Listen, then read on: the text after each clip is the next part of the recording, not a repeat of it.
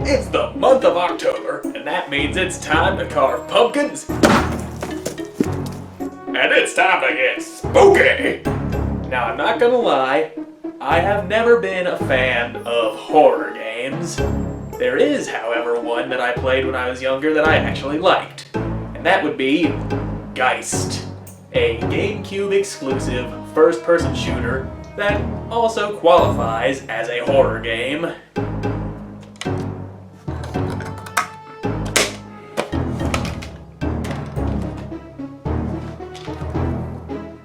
Before you even start the game, the title screen starts with this dramatic, haunting music, and you see a red light filling a room with huge metal rings lining the walls. When I first heard this opening theme song, I was instantly unsettled by it, wondering what horrors would await me beyond the title. You start the single-player campaign and find your character, John Rainey, on a helicopter on his way to investigate the Volks Corporation. You raid the lab and meet up with your man on the inside, who also happens to be your best friend, Bryson, who tells you they're working with a virus, perhaps some kind of bioweapon.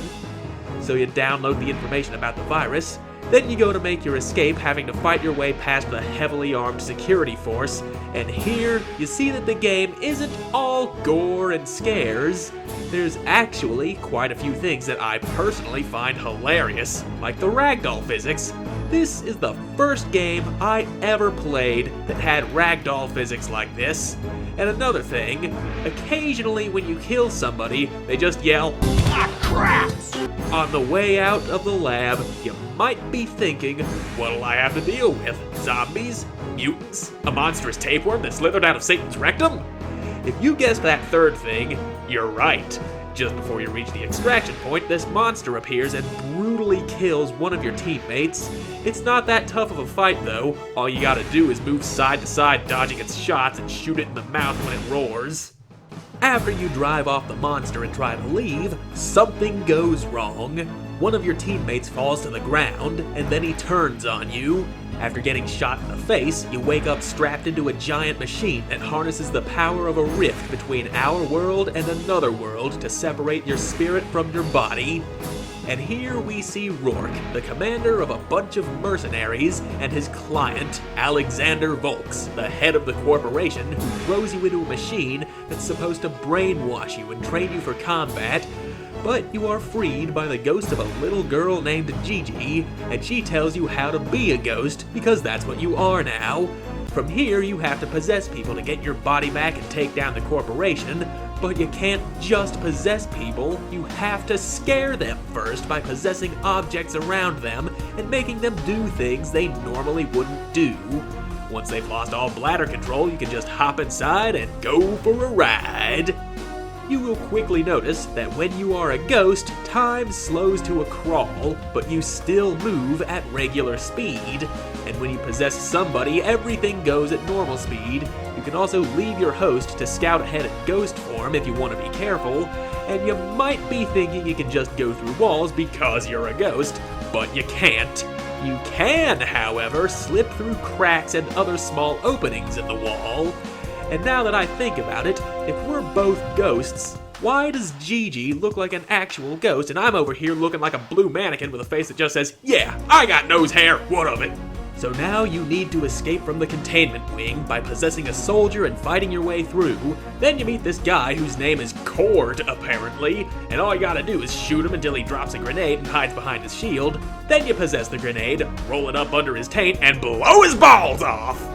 Then you can move on to the separation area where you jiggle the engineer to the point that he's so afraid of these mechanical arms that you can't make him go near them, which makes sense. You may be in control of your host, but they still have their own instincts and fears, some of which are strong enough to resist your influence.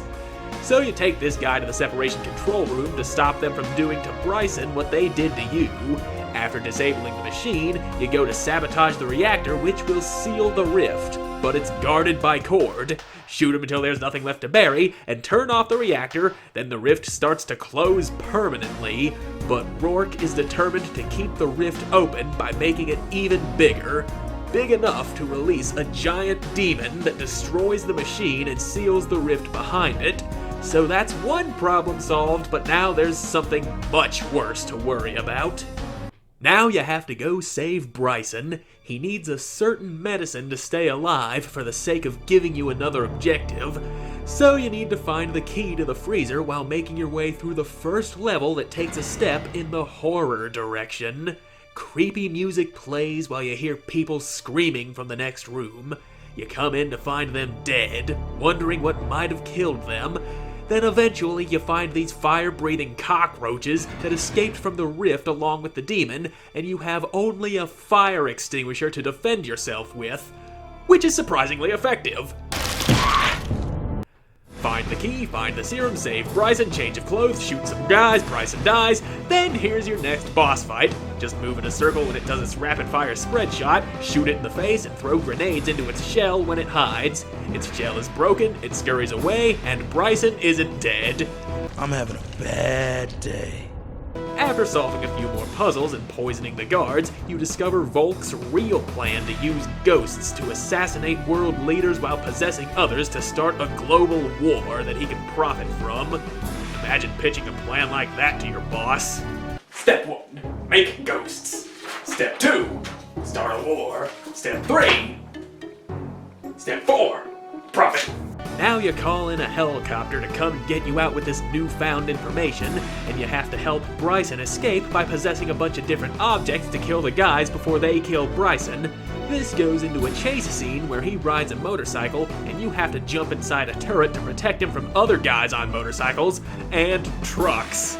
Then you take out the anti-aircraft guns before the helicopter shows up. Then Bryson dies, and you chase after the guy who shot him down, who happens to be another ghost in your body, who has a thing that lets him move at ghost speed.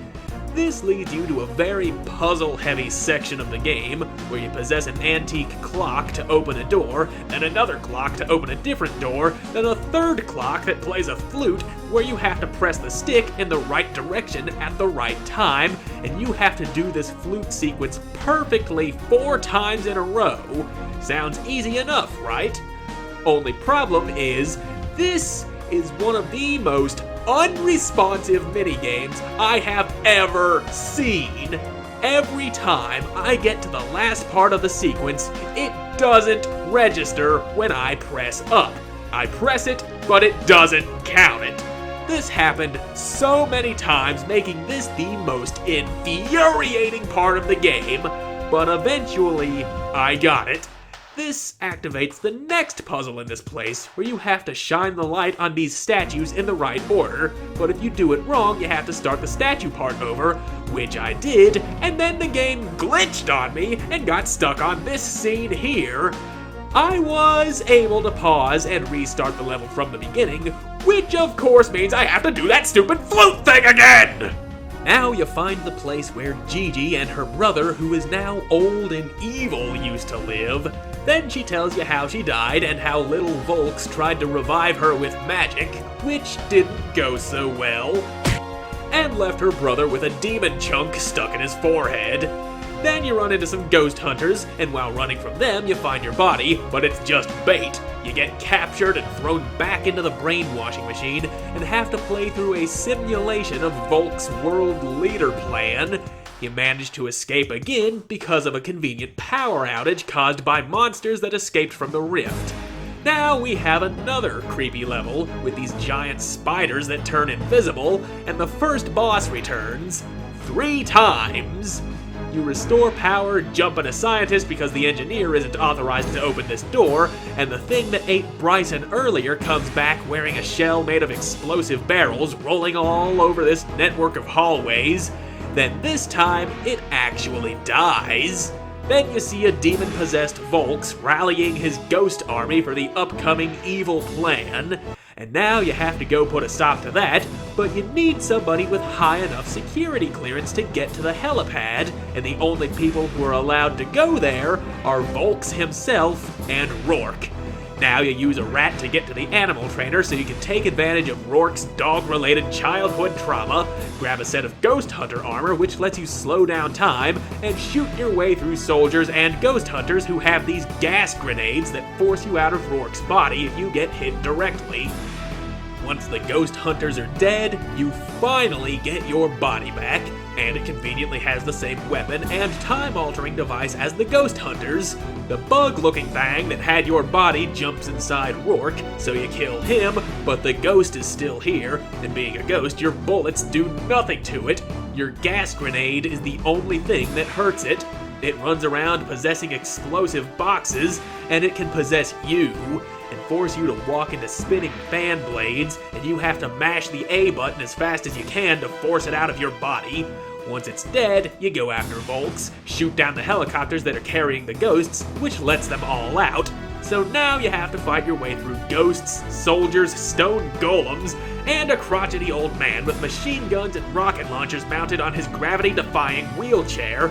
He dies, Gigi gets grabbed by the face, and you have to dive into an old guy, and then you get an arcade-style boss battle against the demon, where you have to shoot through gaps in its shield, and then shoot at its heart a few times. The demon dies, Gigi gets her brother back, albeit in the form of a ghost. You narrowly escape the collapsing cave. Bryson isn't dead. I'm tough to kill.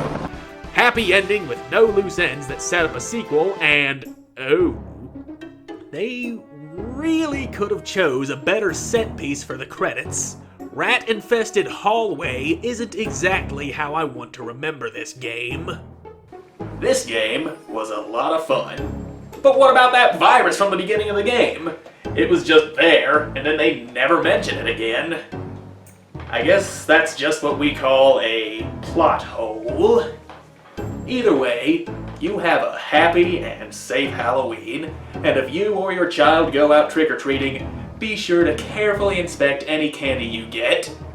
Seriously, I found a hatchet in my Kit Kat! It was just there, and then they never mention again. You can also leave your host to scout ahead if you want to be careful. If you want to... I just read that. What the hell is wrong with me? And here we see Rourke, the commander of the mercenaries. I don't know how to read properly.